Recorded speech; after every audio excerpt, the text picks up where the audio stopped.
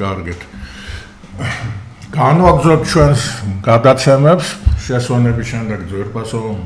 მაყურებლებო, ჩვენ საინტერესო სტუმრებთან აქვს ძალიან ურთიერთობა. პირველი ნაწილით საკმაოდ ესეთი ნაყოფიერი იყო. წარსულში ვიმოგზაურეთ და რეფერენდუმის და დამოუკიდებელი აქტის მნიშვნელობაზე. დღეს დიდი საფრთხე დადგა იმის 9 აპრილის მონაპოვარი რაც არის, რაც ჩვენ სადაც გვაღიარეს, იქ სადაც ჩვენი თავი ვიპოვეთ, ასე თქვა და დამოუკიდებლად მოვიპოვეთ, უკვე საკმაოდ დიდი საფრთხე დაემუქრა სახელმწიფოებრიობას, მის სუვერენიტეტს და მთელი ჩვენი ძალისხმევა, კეთილი ადამიანების, ღირსეული მართალი ადამიანების იმისკენ უნდა იყოს მიმართული, რომ გადავარჩინოთ ეს ყველანაირად შევეცადოთ. ამისთვის საჭიროა მერა კოსტავასი არ იყოს ერთმანეთთან მისასვლელი გზები გამოვნახოთ, ჩვენ თავში ვიპოვოთ ღირსება, თავისუფლება და გავაფართოვოთ ეს არეალი,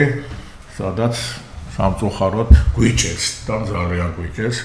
ახლა საუკეთესო შვილები ჩვენი რო დატუსაღებულები არიან და სინდისის პატიმრებად გადააქციეს და ასახიჩრებული უბედურო კიდე ელენე ხევშტარიას რაც გაუკეთეს ახლა ჭკუად ყოფილ ადამიანს ეს რო თავში მოუვა ამდენი უბედურების შემდეგ და ელემენტარულად წინ რო ვერ გაიხედა, ახლა მაგ ინსტიტუტების თუ ამას ინსტიტუტი ქვია, ასე თქვა, სავალალო ტრაგიკულია და მე მაგათი მოდგმა და შვილები და შვილიშვილები მეწოდება პირდაპირ გეუბნებით. ახლა თუ რაღაც პატარა რაღაც არსებობს, იქნებ გონებას მოუხმონ, თუმცა დიდი იმედი არ მაქვს და ამ თვალსაზრისით ბატონო ზურაბ თქვენ ძალიან უმნიშვნელოვანესი გამოსვლა გქონდათ გუშინ თავრობის სახთან 9 პუნქტი იყო თუ არ ვცდები ხო, ჩამოვაყალიბეთ, მათ შორის კონსტიტუციის დაცვა, სამაჩაბლოს აფხაზეთის თემატიკა, დამოუკიდებლობა, კონსტიტუციისადმი, ასე თქვა, ერთგულება, ტაქტიკური მომენტები, რა უნდა გააკეთოს ოპოზიციამ, ბოიკოტი ამ თვითმმართველობის არჩევნებს და ასე შემდეგ და შემდგომ უკვე ბოლო აკორდი სულიერი ინსტიტუტებისადმიდაც იყო მიმართვა. შევეცადოთ, რომ ამას გარკვეულწილად გავყვეთ, დეტალურად თუ არა პირდებით რომ ხშირად მოგიწევთ და პირობაც მომეცით რომ მოხვალთ და ვილაპარაკებთ, იმიტომ რომ თუ ვერ გავაგებინეთ ერთმანეთს ვერაფერი და 31 მარტი და 9 აპრილი თუ ბუტაფორიად გადაიქცა, ხო? ნუ მაშინ ყველაფერი დამთავრებულია. ვინც 9 აპრილს ბუტაფორიად უყურებს, არ დავასახელებ იმ ადამიანებს, რომლებიც ცოტა წინა პლანზე არიან. მე ურჩევ მაგათ, რომ ბუტაფორიის მიღმა გავიდნენ. 1-2 მათ ეს უთხარი და თქმა კარგად ვერ გაიგეს. მეტი ამაზე თქმა არ მინდა, გამგები გაიგებს. მინდა აი ამ თემებს შევყვეთ, რომ რა შანსები გვაქვს ბატონო ზურაბ, რა მართლა რა რთული და ესეთი თემატიკებია. მე ტრაგიკული დღეების მომსწრება რა, ძმათა შორის სისხლის ღირს სამოქალაქო დაპირე ამ გადატრიალების უბედურობების ბევრი კარგი ადამიანი შეცდენილი იქნა, გონება ქონდა არეული, ეს რითიც დამთავრდა ნახეთ, სამაჩაბლოს და აფხაზეთის და იმის ჩაბარებით. შემდგომ არგო სუპერმანენტული რაღაც შიგა გადატრიალებები და ამ ყველაფრის შედეგების ლიკვიდაცია თუ ვერ მოახერხეთ, ჩვენგან არაფერი არ დარჩება რა. მოახერხებთ რეცეს სწორისწულებით, სამართლიანობით, იდეალებისადმი ერთგულებით და ერთმანეთთან მისაღებლის პოვნით, ანუ დიდი ეროვნული თანხმობით და რისკების მინიმუმამდე, ასე თქვა, დაყვანეთ. ხანდახან არის რომ ვერაფერს ვერ გათვლით, მაგრამ ჩვენ ვარდებული ვართ ყველაფერი ასე, იმიტომ რომ ისეთ ხალხთან აგვაქვს საქმე უიდეო ტიპებთან, არასახელმწიფო ტიპებთან, მამონის ტყვეებთან, როგორც ასეთი, ფულის კულტის კონერა. ფულის აღსარებლებთან შეიძლება ითქვას, აი სხვა სიტყვა მაგათ არ ქვია. არაფერი არ აინტერესებს. აი რაზეც ჩვენ ვლაპარაკობთ, ეგ მაგათთვის რაღაც სასაცილოც არ არის, საუბედუროდ და სახელმწიფო სათავეებში არიან ეს ხალხი, ტრაგედია. ნუ გარკვეულწილად ჩამოყალიბდეთ რა იმაში, რომ აი ეს რაღაც სამოქალაქო საზოგადოება, ოღონდ მხარე რა, ესეთი არა, ახლა გარედან ნაკარნახები, მე ახლა რუსეთიდან მიკარნახებენ თუ ინდოეთიდან თუ ამერიკიდან თუ ჩინეთიდან არა აქვს მნიშვნელობა, ხო? თავარი არის, რომ სწორი სულები გააკეთო ამ თვალსაზრისით და აი ამ კრიზისიდან გამოსulis ოპტიმალური ისინი სამოქალაქო საზოგადოება ეს არის შემდგომ უკვე სტაბილური მიმარში კიდევ უფრო იოლდება. მე მინდა აი აქ მინდა თქვენ დაგეკითხოთ, როგორ აპირებთ აი ამის გაკეთებას? რისკებიც დიდია, საკმაოდ შეიძლება ითქვას. რა ხალხი შეიძლება ამ თამაში ჩაერთოს, როგორც ასეთი, იქნებ სხვა გზაც არსებობს. ისეთ რამე ნიშნა, ამასაც არ დავმალე ერთ-ორ ტელევიზიაში, იქნებ მაგ ბავშვების გამოსვლა რაღაცაში გაიცვალოს. აი ესეთი რაღაცას მოვისმენე რაღაც პოლიტოლოგების და ეთქობა ამ შემოაგდო, ან ვერ გააცნობიერა, მე არ შევუდგები ამ ადამიანების ფსიქოანალიზს, სურვილიც არ მაქვს, მაგრამ რო იცოდეთ, ეს ჭერდება და ეს გახდება უფრო ძლიერი იმ შემთხვევაში, თუ ჩვენ ოპტიმალურ ვარიანტს ვერ მივაგენებთ. მე მგონი მეთანხმებით. დიახ. აი გისმენთ. მოგახსენებთ ჩვენ როგორც ვთქვით, ძირითად ჩვენი ბრძოლის ხაზი მოდის ჩვენი შვილებისაგან, რომლებიც ზიან ციხეებში, ჩვენ ვახმოვანებთ შეთითქმული ბრალდებებით, ეხლა მაგაზე ბევრი დრო რო არ დავხარჯოთ, მოკლედ გეტყვით, რომ არანაირი სისხლის სამართლის საქმეები არ არსებობს. საქმეები არის აბსოლუტურად ცარიელია. კონკრეტულად ჩემთვის ედავებიან ორგანიზებას, ძალადობრივი ჯგუფების ორგანიზება და მასში მონაწილეობა ხელისუფლების დამხობის მიზნით. 19 წლის ახალგაზრდას ედავებიან ხელისუფლების დამხობის ორგანიზებას ედავებიან და გამოყენებული აქვთ თავიანთ მასალებში ის ლაივი, რომელიც 30 ნოემბერს გამოაქვეყნა საჯაროდ, 14 წუთიანი ლაივია, სადაც ხსნის როგორ უნდა გაუწიონ წინააღმდეგობა ეგრეთ წოდებულ გედედებს, რობოკოპებს, ამ გავეშებულ მილიციელებს, რომ სიცოცხლე გადაირჩიონ ადამიანებმა და ვინმე რო არ შემოაკვდეთ. აი ამ მეთოდებზე არის საუბარი აქ. შესაბამისად დააკავეს, მოაწყვეს ჭხრეკა რაღაც ნახევრად დამზადებული მოლოტოვის კოქტეილები შეიტანეს ბინაში, მერე ის ამოიღეს, ოქმად გააფორმეს, ზვიადმა ხელი არ მოაწერა, იმიტომ რომ ასეთი მსგავსი არაფერი ნივთები მე არ მქონიაო და ეს თქვენი შემოტანილიაო. ანუ მთლიანობაში არის საქმე ცარიელი. ძალადობაში ჯგუფურში ედავებიან ადამიანებს, რომლებიც ერთმანეთს არ იცნობენ და პროკურორი გამოდის და აცხადებს, რომ სულ არ არისო საჭირო ერთმანეთს იცნობდნენ ადამიანებიო, ისე შეიძლება დაორგანიზდესო ჯგუფური ძალადობა. აი უბრალოდ აი ზუსტად კასრაძე ერთ-ერთმა პატიმარმა კასრაძემ თქვა ტელეპათი ხომ არ ვარო, ხომ რაღაცა ინფორმაცია უნდა მიმეწოდებინა, მოეწოდებინა რაღაცა დამეგეგმა, ხო? აი ისე ეს პატიმრები ისე კარგად ხსნიან სამართლებრივათაც ადგილზე, ზვიადსაც ჰქონდა შესანიშნავი სიტყვა კონკრეტულად ამ საქმეების გაერთიანებაზე და ინდივიდუალიზაციაზე ჰქონდა, რომ ეს ინდივიდუალური საქმეები შეიძლება გამოხოდა თითოეულ ცალ-ცალკე შეედაო, რომ რაღაცა ისროლა ვიღაცამ, რაღაცა ჩამოაგდო რაღაცა გატეხა, მაგრამ ადამიანები, რომლებიც ერთმანეთს არ იცნობენ, როგორ შეიძლება ისინი იყვნენ ჯგუფი ორგანიზებული, თან სიტყვა ორგანიზებული ხო იმას ნიშნავს, რომ წინასწარ განზრახვით სადღაც დაждდნენ რაღაცა დააორგანიზეს. ხო? აი ქართული სიტყვების წყობიდანაც კი არ გამოდიოდა. აქედან გამომდინარე აბსოლუტურად ცარიელია და პოლიტიკური პროცესია ეს და პოლიტიკური პროცესი როგორც დასრულდება, ისე დასრულდება მათი პატიმრობის ხანგრძლივობას და კონკრეტულად მათი პატიმრობას. რაც შეეხება ამ ბრძოლის ნაწილს, რაც ჩვენ გავახმოვანეთ, ჩვენ საკმაოდ დიდი ხანი ვიმუშავეთ აი ამ პუნქტებზე და ჩამოვყალიბდით და შევაჯერეთ.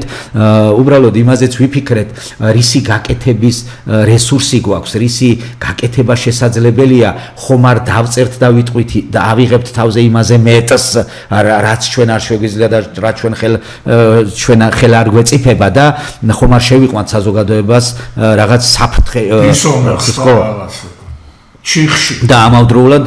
შეცდომაში ხომ არ შევიყვანთ ადამიანებს. ანუ ბევრი ვიფიქრეთ, ვიდრე ამ განცხადებას გავაკეთებდით და ის რაც თქვენ და საზოგადოებამ ზოგადად მოისმინა გუშინ, ბევრი ფიქრის საფუძველზე ნათქვამი იყო და ძირითადი აქცენტებიც გამომდინარეობდა იქედან, რა მოცემულობას და რა მდგომარეობაც არსებობს ქვეყანაში. დღეს ხომ ყველაზე აქტუალური თემა და საკითხი არის ეგრეთ წოდებული წულუკიანის კომისია, აი აბსოლუტური აბსოლუტური მარაზმი და მოღალატური კომისია, რომელიც იბარებს ადამიანებს და უწყობს დაკითხვებს ზუსტად იმ მიმართულებით, რომ რომელიმე პირიდან წამოგლიჯოს, რომ ვესროლეთ მძინარე ცხინვალს და ანუ უდანაშაულო ადამიანები დავხოთ, აი ეს უნდა ამოგლიჯოს სიტყვა, აი თითქოს და პირდაპირ ხო, რაც გააკეთა, ხო,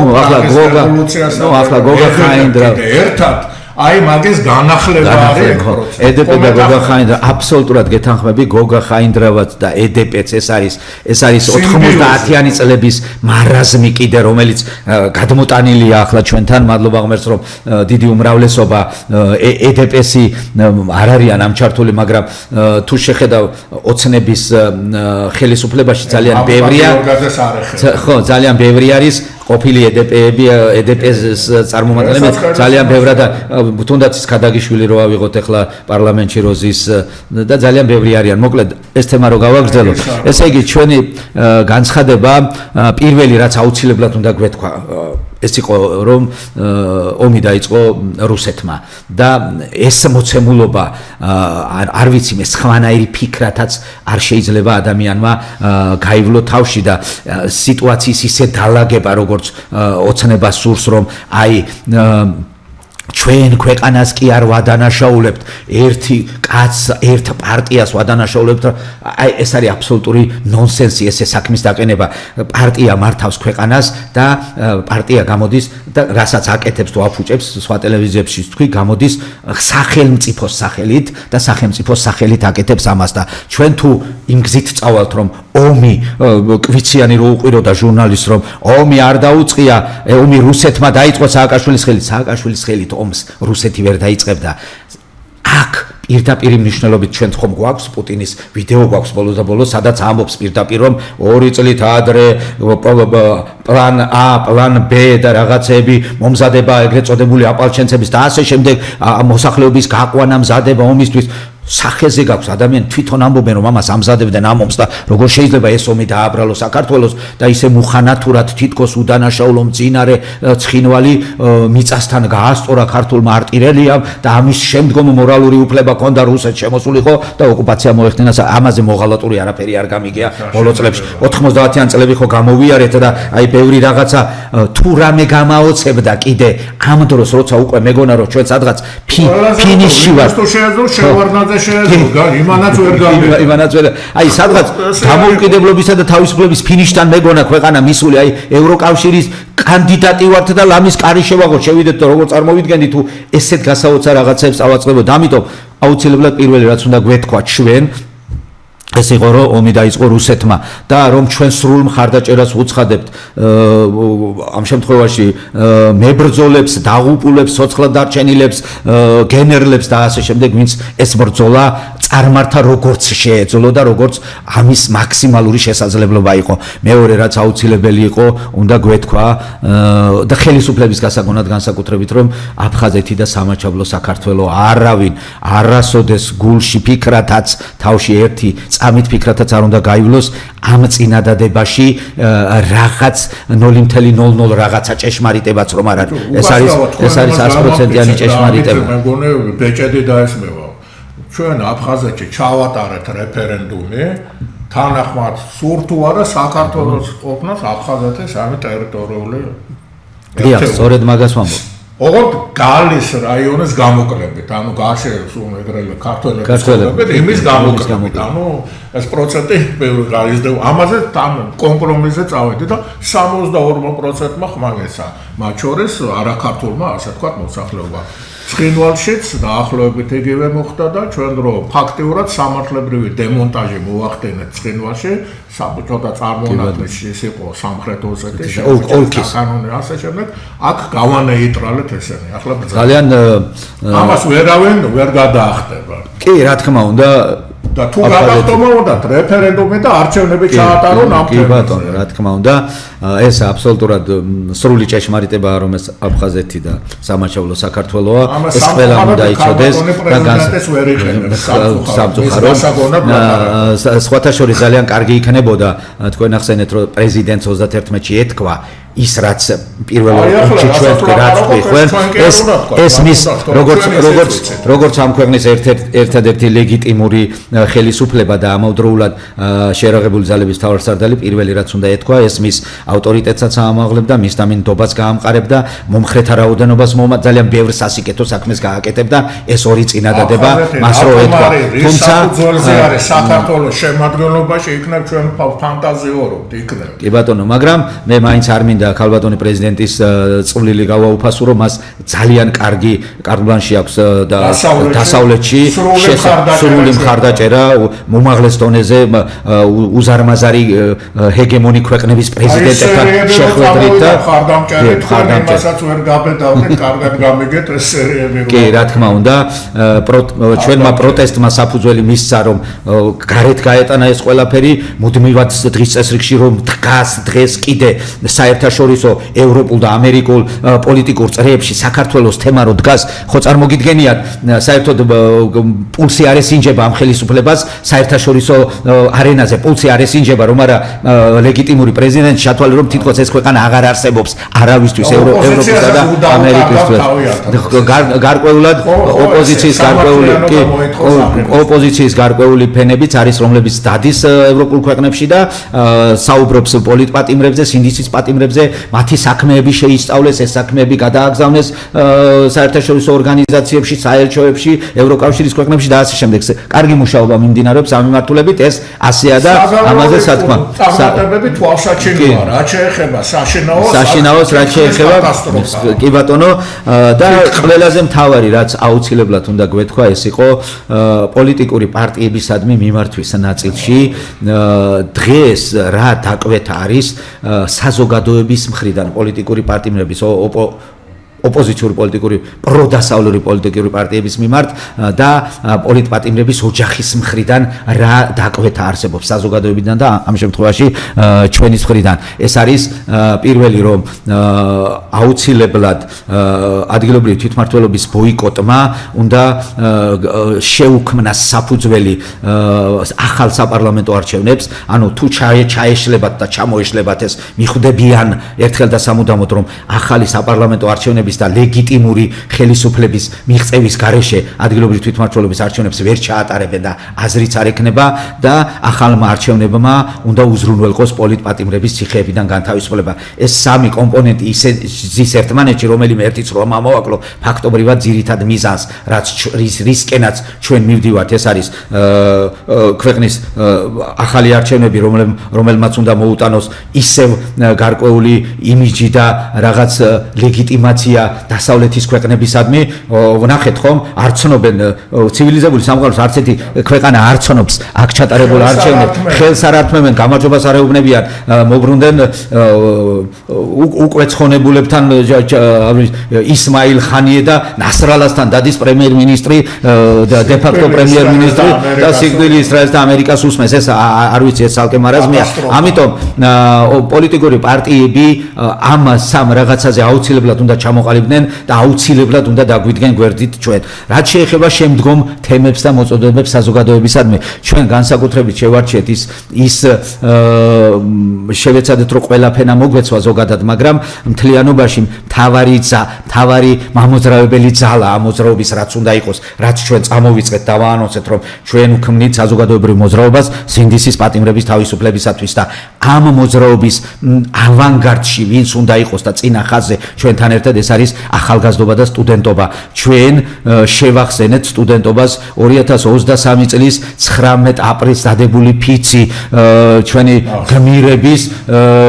გარდაცვლილი გმირების 9 აპრილს დაღუპული გმირების წინაშე დადებული ფიცი რომ არ დაუთმობენ ამ ქვეყანას საქართველოს ფიცი ეს უდიდესი მოვლენაა შეიძლება დღეს ის შეფასება ის არ ჟღერს და ის შეფასება არ აქვს საზოგადოების მხრიდან მაგრამ დამიჯერეთ ეს არის უდიდესი მოვლენა ახალგაზრდებმა თავიანთი გადამწყვეტი სიტყვა თქვეს ახალი ეროვნულ განმანთავისუფლებელი მოძრაობა დაიწყეს და ფიცი დადეს გმირების საფლავებთან და თქვეს რომ არავის არ დაუთმობენ ამ ქვეყნის თავისუფლებას და დამოუკიდებლობას რადაც არ უნდა დაუჯდეთ და ეს უდიდესი მონაპოვარია ამავდროულად ჩვენ შევახსენეთ და უთხარით რომ ისინი უნდა შევიდნენ ამ ფიცის შემსრულებელთა და აღმსრულებელთა თაობად და არაფიცის გამტეხდა და ისე უნდა აბობოქრდეს ეს მოძრაობა და უნდა ჩადგეს ჩვენს ავანგარდში. შემდეგი აუცილებელი იყო ბიზნესმენებისადმი მოწოდება, დამერწმუნებით რყულობას ავსებენ რეჟიმის და უხანგრძლივებენ და უნდა იცოდნენ რომ ერთ დღეს აუცილებლად მთლიანად წაიღებენ მათ ქონებას რეჟიმი შეჭამს უბრალოდ მათ ჩვენგან დამოუკიდებლად შეჭამს მათ ქონებას, შეჭამს მათ ბიზნესებს, დიქტატურაში და ტირანიაში თავისუფალი ბიზნესის ადგილი რო არ არის, ჩემზე კარგად მოიხსენებათ და იციან, აქედან გამომდინარე სანამ ყველაფერს დაკარგავენ, უნდა დადგენ სწორ მხარეს ხალხის მხარეს. მოწოდება საჯარო მოხელეებისადმი აბსოლუტურად გამართლებული იყო იმდენადაც ვიცით რა საკანონმდებლო აქტები მიიღეს საჯარო სამსახურის შესახებ კანონში, შეიტანეს ცვლილებები ენასთან მიმართებაში, შეიტანეს ცვლილებები ადმინისტრაციულ სამართალდარღვევათა კოდექსში, შეიტანეს ცვლილებები, შეიტანეს პოლიციის შესახებ კანონში, რომ პირდაპირ განცხადებას აწერინებენ და საერთოდ ცენზი განათლება არ არის საჭირო, ისე შეუძლიათ მიიღონ ყოველგვარი ნორმატივების გარეშე პოლიციაში იღებენ ადამიანებს. ტიტუშკა რომელიც ჯოხით დარბოდა შეუძლია ხვალ ფორმით გამოგეცხადოს ოფიციალური ორგანოს, ანუ ისეთი პროცესები მიდის, რომ 10,000-ობით ვერავინ ადგილს ვერ შეარჩევ, ვერავინ ვერ იტყვის, რომ იქ დღეს რომ მუშაობს აუცილებლად ხვალაც იქნება. ისეთი ცვლილებები შედის, რომ სტრუქტურული ერთეულის ხელმძღვანელზე იქნებიან მიბმული და ნებისმიერს ოდნავ განსხვავებული მოსაზრების გამოც გააგდებენ სამსახურიდან და ეს აუცილებლად ასე იქნება, თუ ესენი დროზე არ გამოფხიზდებიან და არ დადგებიან ხალხის ირგვლივ. დასასრულისკენ მინდა ბატონ გიორგისაც ვათქმევენ, მაშინ მე მინდა კიდევ მეორე დამპედეთ რომ კი ბატონო უნდა თუნდაც ეკლესიისადმი დამოკიდებულება მე ერთი ორი სიტყვით ვიტყვი იმ კომისიაზეც ეს კომისია იმის მაგერად ორი სიტყვით ვიტყვი იმის მაგერად რომ დაეწყო სათავიდან ქვეყნის გადატრე ყველაზე დიდი ტრაგედია მოხდა როდესაც სახელმწიფო გადატრიალა ის არ გამოუძიებიათ უდიადესი დანაშაული ის ხალხი ვინც ის რო და უბედურებაში ხელისუფლებაში ყავთ მოკალათებული იმას პასუხს არ თხოვენ გუშინდელ ნაცებს დამნაშავეებს დღეს რო აქ იმათ პასუხს პირიქით ბოლომდე გაჯეჯილებული შეიძლება ითქვას ასე არაფერი არ გამოვა რაც შეეხება იმას დამოკიდებულებას ჩემი აზრით მოკრძალებულს მოგახსენებთ რომ ეკლესიისადმი პატრიარქისადმი დამოკიდებულება და ასე შემდეგ კარგი იქნებოდა თუ რაღაც გარკვეულად რეკომენდაციებს გაუწევენ და მაგ ინსტიტუტას შეხვედრა მოხდება და ეს რაც თქვენ თქვით რაღაც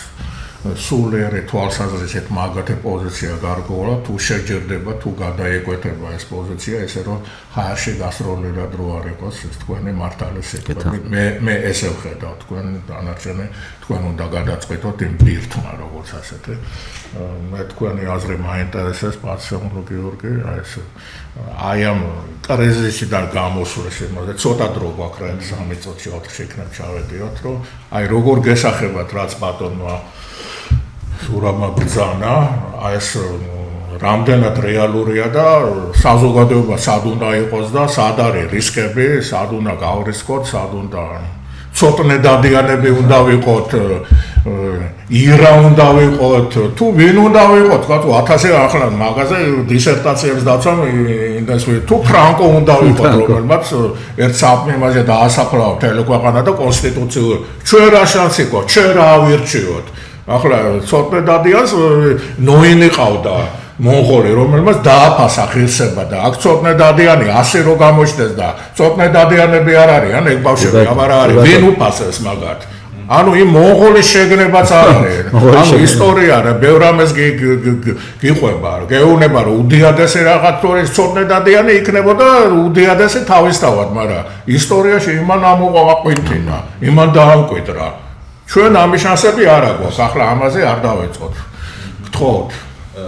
ხო შეფასებით ნაწილზე არ ვისაუბრებ იმიტომ რომ მე მგონი რასაც საუბრობდით აბსოლუტურად ცხადია რომ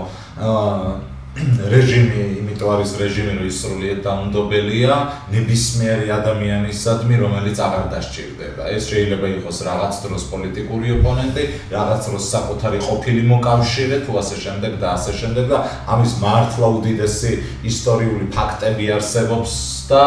ნებისმიერი ოდნავ ჭვათამყოფელი ადამიანიც ამას თუ დაუკვირდება მე მგონი ამ პარალელს თუ რაღაც ანალოგებს ძალიან დაინახავს თუ როგორ გავს განსაკუთრებით აი ამ 70 წლიანი მე-20 საუკუნეში რაც გადავიტანეთ ხო აი საბჭოთა რეჟიმის მეთოდები და მმართველობა რომლისგანაც ფაქტობრივად დიდად არც კი განსხვავდება თუნდაც დღევანდელი ოლიგარქის რეჟიმი, ხო? ისევე როგორც რუსული რეჟიმი, იმიტომ რომ იმდენად გამოშიგნულია, იმდენად ძალიან სწორედ ახსენეთ თქვენ, უიდეოა და დაცლილია ახალი ასე ვთქვათ, მიდგომის თუ ახალი მეთოდების შემუშავების უნარიც კი არ აქვს და ყველაფერი არის რაღაცნაირად გადამუშავება აი იმ საბჭოთა მეთოდების, საბჭოთა მიდგომების, საბჭოთა ტოტალიტარიზმის უბრალოდ და ამიტომაც არის კიდევ უფრო ესეთი მახინჯი ფორმა, რომ ეს პირველადიც არ არის. აი აქ რა ხნათ, გეორგი რო ძალიან ცოტა ხო, აი ახლა გამომდინარე პირველ რიგში რომ მართლა ნებისმიერი სახის წინააღმდეგობა რომელიც შეიძლება დაიწყოს ერთი ადამიანის ინიციატივა იქნება თუ რაღაცა ჯგუფის ყოველ შემთხვევაში სამოქალაქო საზოგადოება მე მგონი ამისთვის არის აბსოლუტურად მზად რომ ის ადამიანები რომლებიც თითქმის ყოველდღიურად დგავართ რუსთაველზე და აი ამ პროტესტის კერას ერთ კერას ვინ არჩუნებ დღეს ამასაც აბსოლუტურად ვაცნობიერებთ რომ ეს ძალიან მნიშვნელოვანია აი ამ პროტესტის უწყვეტობისთვის თუმცა ეს აბსოლუტურად აღარ არის საკმარისი იმისთვის რომ რეჟიმს პროაქტიულად შევეწინააღმდეგოთ ამიტომ დიახ სწორედაც საჭიროა რაიმე სახის ქმედებები მეტი ხალხის მობილიზება, მეტი ხალხის გააქტიურება პირველ რიგში, რა გზავნილებსაც სწორედ პოლიტპატიმრების მშობლების გუშინდელი გზავნილი მიზნად ისახავდა, ასევე არის სხვადასხვა ჯგუფებთან, რომლებთანაც მეც პირადად მქონდა კომუნიკაცია და დღის აქციების იდეა აქტიურად მუშავდება, როგორ შეიძლება დღის აქციებზეც გადაეწყოს და ამანაც დისკომფორტი შეუქმნას ერთის მხრივ რეჟიმს და მეორეს მხრივ ამასაც დაუფარავად ვამბობ რეჟიმისადმი ლოიალურ მოქალაქეებს რომ მათ ნახავთ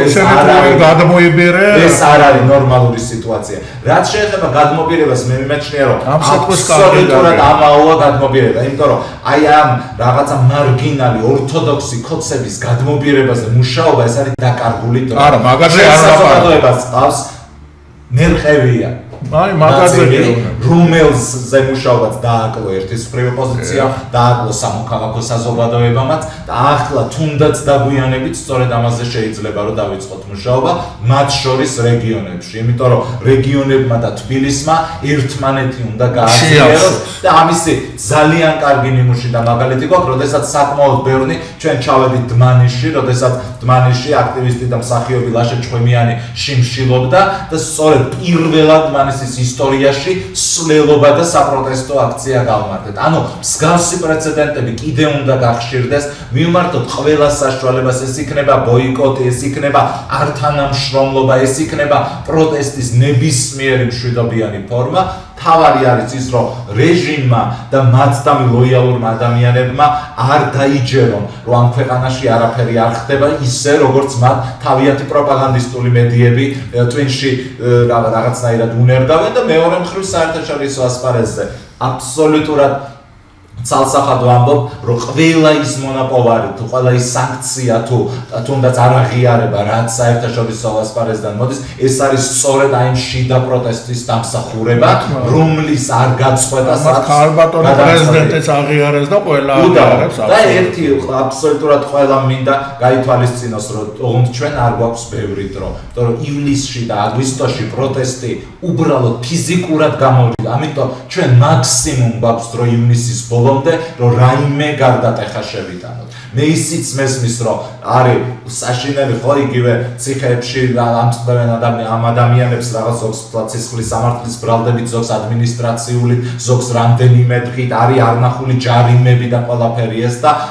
ადამიანები არიან, რომლებიც ამბობენ გულწრფელად, რომ უკვე მეშინია გამოსვლის და აი ბოლო წინადადებთ ამით ვისარგებლებ, რომ მე ყველას გვეშინია ჩვენ, მიუხედავად იმისა, რომ მართლა 4 თვის განმავლობაში რამდენიმე დღე თუ ჩამიგდია პირადად მე მაინც დავდივართ რუსთაველზე, იმიტომ რომ ჯერ ერთი რო უკან დასახევი გზა არ გვაქვს, იმიტომ რომ ჩვენ ვიცით რუსული რეჟიმი რა ბოროტებაა და ერთია რომ ღირებულებრივად მეორე ყოფით დონეზეც კი ეს იქნება უკვე წარმოუდგენელი და მეორე ის ვისაც ეშინია სწორედ აი ამ შიშის დაძლევით დავძლებთ თუ ვიქნებით ბევრნი მხოლოდ ამ შემთხვევაში ამიტომ ის რაც უფრო მეტი ვიქნებით, მით უფრო ნაკლებს დააჯარიმებენ, მით უფრო ნაკლებს დააზარალებენ და მით უფრო მალე მივახწერთ შედეგს. ამიტომ სახლში დარჩენა კი არ არის გამოსავალი, პირიქით შიშის გამო სწორედ მეორე ოჯახის წევრიც უნდა წამოიყოლო, რომ რაც შეიძლება მეტი დაგვით, რომ მხოლოდ აი ეს ურყევი ნება ჩვენი რწმენა, რომ აბსოლუტურად მართლები ვართ აი ამ მოთხოვნებში, რომელიც არის ჩვენი როგორც პირადი, ისე სახელმწიფოებრივი კეთილდღეობის და უკეთესი მომავლის გარანტი. აი ამან უნდა გაგვაძლიეროს, ამან უნდა დაგვატრგონინოს შიშები, იმიტომ რომ ესეც ისტორიული მაგალითია. მხოლოდ ისტორიაში ცვლილებას ახდენს ის, ვინც თრგუნავს შიშს და ამ შიშზე მაღლადგება საერთო კეთილდღეობის და საერთო საზოგადო ინტერესების. უხორცო ვითარცა უშიშო. მე რა კოსტავაზე ეთქვის და იმ ბიჭებზე და იმ ადამიანზე, ვინც ამ იდეალებით არიან გაძღეთილი. მადლობა გემინდა მოგახსენოთ, მე მგონი ნაყოფიერი ეს გამოვიდა, ამას გაგრძელება უნდა ქონდეს აუცილებლად და რა ვიცი, მე ვისურვებდი, რომ ეს ნეიტრალია, ვისაც რაღაც დახმარება ჭირდება თუ რაღაც გარდასახვა თუ გაცესკრომება, გაუცესკრომდეს გულეც გონებას და მტკიცენებით რაღაც ადამიანურობისგან ნაბიჯი გადადგას და ეს ადამიანობა გადის ამ ბავშვების ენდესის პატარა გამოშვებაზე და ღირსეულ ცხოვრებაზე. მადლობას მოგახსენებთ, თუ გნებათ რაღაც 1-2 სიტყვა ბრძანეთ და დავამთავროთ. ნუ მე მინდა მიმართო პოლიტპატიმრებს, რომლებიც ციხეებში არიან, ვიცი რომ ძალიან მედგრად არიან, ძალიან ყოჩაღად არიან, შიშები, შფოთვები არა აქვთ, პირიქით იქედან წამოსული გზავნილები ძალიან მუხტავს საზოგადოებას, ბრძოლა გადამწყვეტ ფაზაში შედის, ჩვენ ოჯახის წევრები მზად ვართ წინახაზი დავიკავოთ ამ ბრძოლაში და გაუძღვეთ ადამიანების გარკვეულ მასას, რომელიც ამ ქვეყანას სამშვიდობოზე გაიყვანს. მე დარწმუნებული ვარ, რომ მხარდაჭერა ექნება ჩვენს ინიციატივებს, ჩვენს წინადადებებს, ჩვენს დაანონსებულ აქციებს, ყველას მოგიწოდებთ, რომ მოხვიდეთ, ერთად ვიბრძოლოთ ამ ქვეყნის მომავლისათვის, ამ ქვეყნის ევროპული მომავლისათვის და პოლიტპატიმრების განთავისუფლებისათვის. გელოდებით ყველას რუსთაველზე. ზუსტად ერთი განმარტება ძალიან მნიშვნელოვანია, რაც 9 აპრილზე ბრძანეთ თქვენ, რომ რითიც სარგებლობს ეს ხელისუფლება აი ამ პროპაგანდით, რომ ვითომ ისინი მათთვის რაიმე ეს ეროვნული დღესასწაულები მნიშვნელოვანია და რაღაც გვირგვინების 31-ში საერთოდ არ გახსენებია. ჩავატარეთ საგურამოში იქ ძალიან ბევრი, რომ აი ამ თვითმარქვია რუსულმა რეჟიმმა ვერ გაბედოს 9 აპრილის მემორიალთან მისვლა ვიღარ ადამიანებისთვის თვალებში ნაცრის შეყრა, რომ ვითომ ისინი ერთგული არიან ან თავისუფლების ან დამოუკიდებლობის იდეის. დარწმუნებულად ძალიან ბევრი ვიქნებით. ბატონო, ვერც გაბედეს და დარწმუნებული პირიქით ამას ებრძვიან. რასაც ებრძვიან იმას. თუმცა ამათგან ყველაფერია მოსალოდნელი. კი, მაგრამ პროპაგანდისტის ამას კარგად იყენებენ, როგორც 25 თებერვალს იუნკრების მემორიალთან ავიდნენ, ვითომ ცინიკურად რა. დიდი მადლობა, კარგად გრძელდებოდეთ, მომავალ შეხვედრამდე. მომავალ შეხვედრამდე.